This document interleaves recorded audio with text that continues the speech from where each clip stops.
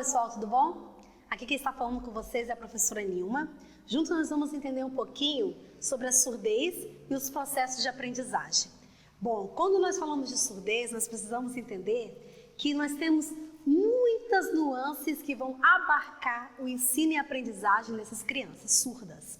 Então, o objetivo da nossa aula de hoje é definir o conceito de surdez, reconhecer as diferentes características do aluno com surdez, identificar os recursos, serviços e medicações, mediações, desculpa pessoal, facilitadoras do processo de ensino e aprendizagem do aluno com surdez e explicar a importância da proposta de ensino bilíngue, de Libras português no processo de inclusão do aluno surdo. Então, na surdez, vamos começar a falar sobre a surdez. A surdez é clinicamente, ela é compreendida como a redução ou ausência da capacidade de ouvir determinados sons devido a fatores que afetam o aparelho auditivo. Então, o grau de surdez, a idade ou estágio em que ocorreu a perda auditiva e a forma de comunicação que a pessoa utiliza precisam ser consideradas no processo de construção da proposta pedagógica que atenda às suas necessidades. Então, são muitas questões que precisam ser analisadas para ser preparado, certo? Uma proposta pedagógica que vai atender aquela pessoa com surdez. Precisamos, então, levar em consideração o que, pessoal? A questão do grau, certo? Da idade, do estágio em que essa surdez ela se encontra e também em relação ao que? A forma de comunicação que essa pessoa vai utilizar. Então, o atendimento educacional especializado, o aluno ele tem direito a um atendimento educacional especializado. Ele deve frequentar a classe regular, como uma pessoa, dita normal, ou seja, uma pessoa ouvinte, certo? A pessoa surda ela vai frequentar uma sala comum curricular. E aí depois, então, nós vamos entender o seguinte: mas dentro dessa sala de aula vai ter que estar presente quem? Se a criança for surda e for utilizadora, ou seja, se ela utiliza, na verdade, a Libras, que é a língua brasileira de sinais, ela vai ter dentro da sala de aula um intérprete que vai estar acompanhando essa criança. Então, ela deve oferecer apoio e suporte no ensino também e aprendizagem da língua brasileira de sinais. Então, é no atendimento educacional especializado que essa criança vai ter acesso e também vai aprender o contexto da Libras. Então, para que serve o AEE?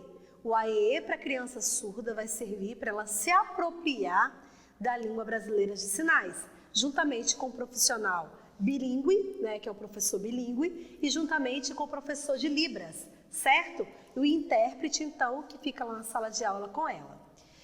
E aí nós vamos ver que a proposta bilíngue, da educação do aluno surdo, ela vai ter, então, a Libras como a primeira língua e a língua portuguesa, no caso do Brasil, como a segunda língua, que vai fazer o quê? A língua portuguesa vai entrar como uma língua na qual a criança vai aprender, a pessoa surda vai aprender para ler e escrever. E a Libras para a pessoa se comunicar, ok? Então, ela vai contribuir para o rompimento de barreiras linguísticas e pedagógicas e para a superação de preconceitos que interferem no processo de inclusão. Então, nós vamos observar o seguinte: que a proposta bilíngue, ela vai trazer a este aluno uma mobilidade linguística. O que é isso, pessoal? A Libras vai trazer, então, para essa pessoa, autonomia. Libras, pessoal, é importante nós falarmos isso, ela é uma língua reconhecida nacionalmente enquanto língua. Ela tem todos os parâmetros curriculares, ela tem todas as concepções linguísticas que uma outra língua também possui. A única diferença é que ela é visoespacial e não é oral, ok? Então, a educação bilíngue, ela vai buscar inserir a pessoa surda no cenário social, ao mesmo tempo que reconhece a Libras como a primeira língua e é como o principal meio de comunicação da comunidade surda. Então, na verdade, a Libras, ela vai ser um meio de comunicação que o surdo vai utilizar para pertencer a uma comunidade linguística e também ao meio social. Então, qual é a história da educação da pessoa com surdez? Nós vamos ver que existem 3 tendências educacionais que marcaram essa trajetória. Nós temos a oralista, a da comunicação total e do bilinguismo. A oralista visava o quê? Visava que essa pessoa ela teria que ser alfabetizada e, ao mesmo tempo, toda a sua vida precisaria ser em torno da língua oral. Não poderia utilizar a Libras, a língua de sinais. Por que eu estou fazendo esse sinal aqui, pessoal? Esse sinal aqui é o sinal de Libras. Então, a pessoa ela precisaria utilizar, vamos imaginar o seguinte, a língua oral, ela era oralizada. Ela não podia fazer o quê? Usar Libras. E temos a comunicação total, que poderia se utilizar gestos, mímicas, o método oralizado e até mesmo a Libras. Mas não tinha um foco, um objetivo. Não tinha uma proposta, vamos imaginar assim, em que essa pessoa viesse a aprender apenas pelo método oralista ou bilinguismo. Então, ela era uma mistura de várias teorias, ok? E temos o bilinguismo, que seria a língua de sinais e a língua oral. Mas a língua oral seria o quê? Somente para a escrita e para a leitura, ok? E nós vamos ver, então, que a proposta oralista, ela surge, então, no século XVI, né? E ela tem a primeira tentativa de educação de alunos surdos baseada no método de ensino oralista e na proposta da desmodificação. Na verdade, assim, fazer com que a pessoa surda viesse falar. E o enfoque dela, na verdade, não era apenas na questão oralista, né? Ela tinha como objetivo clínico reabilitador. Então, é como se a pessoa tivesse uma deficiência e essa deficiência precisasse ser resolvida através da fala. Então, a pessoa tinha que aprender a falar. E renegava, então, a língua de sinais como possibilidade linguística.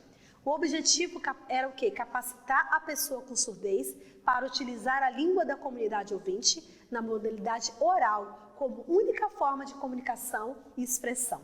Então, era proibido a estes fazer o quê? Utilizar a língua de sinais. Já a comunidade, né, surda, ela ficou muito prejudicada. Por quê? Porque ela não podia mais se comunicar na Libras ou na língua de sinais do seu país. Ela precisaria utilizar o método oralista. Então, nós vamos ver a comunicação total, como eu disse para vocês, que ela vai defender a ideia de que a pessoa surda deve utilizar todos os recursos disponíveis para a comunicação. E a abordagem não valoriza a língua de sinais e desfigura a estrutura da mesma. Então, ela não estava valorizando, não valorizava a língua de sinais. E ela também não levava em consideração, certo, a estrutura da língua de sinais. E já a proposta do bilinguismo, né, é a inclusão do aluno surdo na escola regular, com atendimento educacional especializado, o ensino das 2 línguas distintas, línguas de sinais e a língua da comunidade ouvinte, reconhece a Libras como a primeira língua do surdo e ganha força, então, no Brasil, no cenário social e educacional, a partir do decreto de 5.626 de 2005. E aí nós vamos observar que a língua de sinais, né, a Libras, ela vai caracterizar um sistema linguístico de natureza viso-motora, viso-espacial, com estrutura gramatical própria. Então, a Libras, ela tem uma estrutura gramatical própria, não é a mesma coisa do português, ok, pessoal? E ela, então, nós vamos observar que a Lei Federal de 10.436 de 2002, ela vai reconhecer oficialmente a Libras como a primeira língua da pessoa surda em todo o território brasileiro. Ela vai assegurar ao aluno surdo o acesso ao ensino bilíngue, Libras, português, no ensino básico. Então, a criança surda, desde a educação infantil, ela já começa a ter, então, o ensino bilíngue. O que é isso? Libras e língua portuguesa. E aí nós vamos ver que a língua de sinais também, ela não é universal. E cada país possui a sua própria língua de sinais com as variações linguísticas. As línguas de sinais, então, são línguas naturais e complexas que utilizam o canal visoespacial, articulação das mãos, expressões faciais e do corpo para estabelecer a sua estrutura, que são os 5 parâmetros, né, que estão dentro da língua brasileira de sinais e da língua de sinais como um todo. Então, ela vai ter as suas normas, padrões e regras próprias. A estrutura da Libras, ela é constituída de parâmetros primários e secundários. Que parâmetros são esses? São a configuração das mãos. Hoje, né, nós falamos que existem muito mais de 63 parâmetros, que são o quê? Diferentes posições dos dedos e das mãos. Nós temos o ponto de articulação, é onde nós vamos estar colocando, certo? O movimento da mão, a região de contato e as expressões faciais e corporais. E nós vamos observar que o decreto de 5.626 de 2005, ele vai regulamentar a lei de Libras, lá de 2002. Então, ela vai prever a organização de turmas bilíngues, constituídas por alunos surdos e ouvintes, onde as duas línguas, a Libras e a língua portuguesa, são utilizadas no mesmo espaço educacional.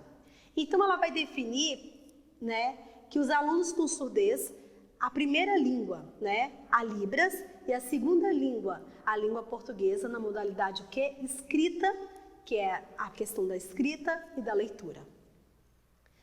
E ainda nós vamos ver que o atendimento educacional especializado, né, da Libras, ele precisa acontecer de forma constante para o aluno. E também precisa acontecer em relação à língua, o quê? Portuguesa, para que o aluno venha entender os processos de ensino e aprendizagem no qual ele está inserido. Então, na década de 1990 no Brasil, vários movimentos organizados, né, eles começaram a lutar em prol o quê? Que os surdos viessem a poder utilizar a Libras como recurso que didático, como língua real, sabe? Então, o bilinguismo, né, ele vai defender e vai respeitar a diferença surda. E ele vai entender a língua de sinais como a língua própria dos surdos, uma língua natural.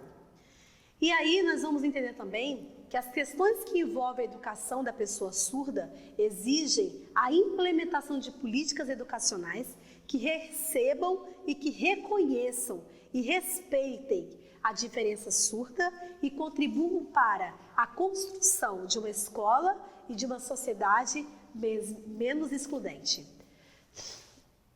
Nós vamos observar o seguinte, que todos os parâmetros curriculares, que tudo que envolve a Libras, ela está então intimamente ligada com o processo de ensino e aprendizagem. Pessoal, é interessante dizer também o seguinte, que quanto mais cedo a criança ela tem acesso a Libras, com mais condições, com melhor condições, né, ela terá para o desenvolvimento da Libras como um todo, até mesmo para o desenvolvimento cognitivo e de ensino e aprendizagem. Então, assim, de um modo geral, pessoal, é importante entendermos que a Libras, ela faz parte, né, do contexto social e cultural de uma comunidade surda, ok? E essa comunidade de surdos, vamos imaginar o seguinte, eles têm uma língua própria. E essa língua, ela tem o quê? Uma estrutura linguística. E essa estrutura linguística, ela precisa ser respeitada. E tem uma outra questão. O bilinguismo, ele não surge apenas porque eu quero e eu acho que é melhor. Mas ele surge para favorecer o desenvolvimento e a aprendizagem dentro do contexto linguístico. Porque há uma apropriação de uma linguagem ali. E uma apropriação também cultural. Então, pessoal, entenda o seguinte, o desenvolvimento, né, o ensino e a aprendizagem da criança surda, ele precisa levar em conta, então, como nós estudamos, vários fatores. E um dos fatores é o fator linguístico. Se é que essa criança, então, ela utiliza a Libras, ela precisa ser atendida de modo adequado para que ela, então, possa ter acesso e permanência na educação, em uma educação de qualidade. E nós ficamos por aqui, então. Um abraço a todos vocês.